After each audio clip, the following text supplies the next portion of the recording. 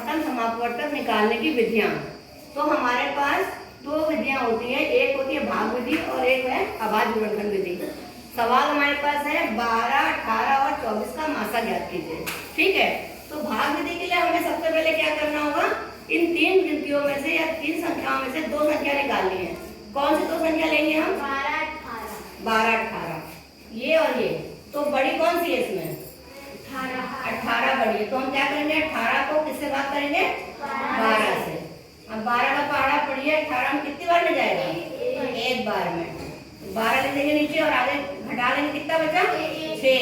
अब शेष बच गया है। अब 12 का पहाड़ा 6 से तो जाएगा नहीं, 6 में 12 का पहाड़ा नहीं जाएगा। तो हम क्या करेंगे, 6 फिर भाजक कर लेंगे और 12 को इससे भाग कर देंगे। ठीक है, तो जो यहाँ भाजक है यहाँ पर आकर के भाज्य हो जाएगा। फिर हम 6 का पहाड़ा पढ़ेंगे, कितनी बार की 12 आ गया? 2 बार। तो ये आ गया 12। अब यहाँ क्या बचा? 0। तो जहां तक 0 नहीं आएगा तब तक हम इसको हल करते जाएंगे। ठीक है, अब हमारे पास क्या हो गया, इन दो संख्याओं का मासा हो गया 6। ठीक है, तो 12 और 18 का मासा हो गया 6। अब हम क्या करेंगे, हमारे पास बची संख्या कौन सी है? 24। अब हम क्या करेंगे, 24 में भी हम 6 से भाग करके देखेंगे 6 का पहाड़ा कितनी बार फिर 24 आ जाए? 4 बार। तो 24 आगे यहाँ क्या बच गया? 0। तो ये क्या हो गया, तो 24 भी 6 से कट रहा है, तो 12, 18 और 24 का मासा हो जाएगा 6। मासा बराबर हो जाएगा 6।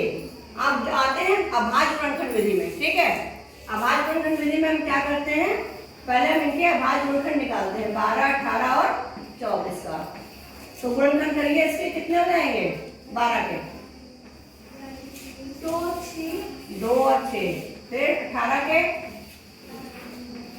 2, 9। 24 के 12, 2। आगे करिए, 2, 3, 2, 3, 3, 3, 2, 6। आगे करिए, 2, 3। अब हो गया, इसको लिख लेंगे। 12 के कितने हो गए गुणनखंड बताइए? 2 गुणे 2 गुणे 3।